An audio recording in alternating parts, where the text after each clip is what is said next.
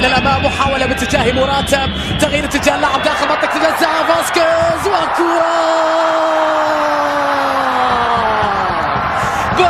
بدري يا ميرينجي. الله على موراتا، جميلة تمريرة من موراتا، تحرك ذكي من فاسكيز، ونهاية سعيدة لريال مدريد. ولسه في الثلاث دقائق الأولى من أحداث اللقاء، لا يريد أن يتوقف القطار اليوم، يريد أن يسرع، يريد أن ينطلق بذات القوة والسرعة ريال مدريد. الكرة من لوكاس، وبعد ذلك في انتظارها النجم الكولومبي الكبير خامس رودريغيز. شوفها مرة أخرى من لوكاس، لمست على ما يبدو في المدافع في ركبة، بعد ذلك خامس وفي شباك غرناطة. بدأ أنها من المدافع. على أي حال انطلقوا بقوة، ضربوا المدافع من الدقائق الأولى، ودائما رودريغيز يتجاوزون الدقائق الصعبة الأولى. لوكاس على جهة اليمين، لوكاس عرضية أخرى داخل منطقة الجزاء، عدت من موراتا. كوينتراو يستلمها، يلعبها عرضية، فرصة بالراس الثاني.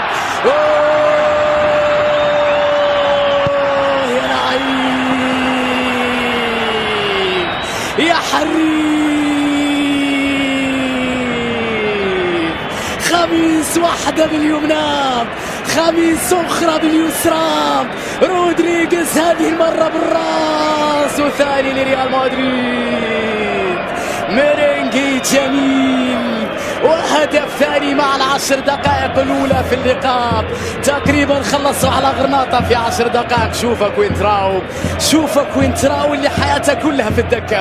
أجمل عرضية وأنا خامس بالراس في منتهى الروعة، جاء من بعيد. الله على خامس رودريغيز، هدف ثاني لريال مدريد وقت الحاجة. خامس يلبي النداء دائما لزيدان ولريال مدريد، على الرغم من أنه يريد دقائق أكثر من اللعب في الدكة أغلب الموسم، ولكن عندما يلعب بالراس أمسى على الجهة اليمنى، خطيرة لدانييلو داخل منطقة الجزاء. دانييلو كرة عرضية، وكرة يا ولد.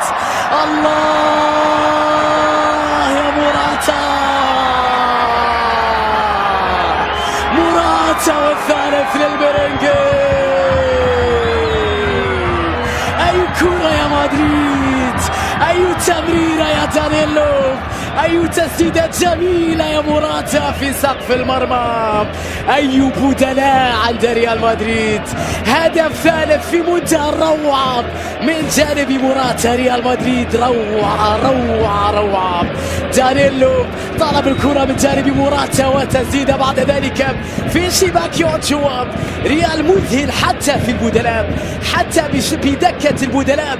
ريال مدريد مذهل بصراحة، لأنك تشاهد عمل جماعي كبير وكرة قدم مثيرة ممتعة.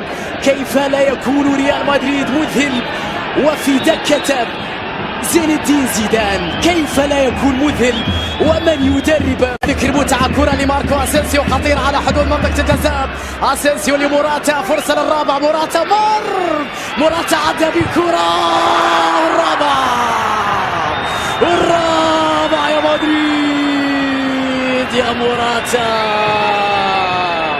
ما هذا يا موراتا، ما هذا يا زيدان. رباعية مدريدية، لمسة في منتهى الروعة من الفارو موراتا. ولا تبكين، انسي مباراة اليوم وفكري في مستقبل غرناطة.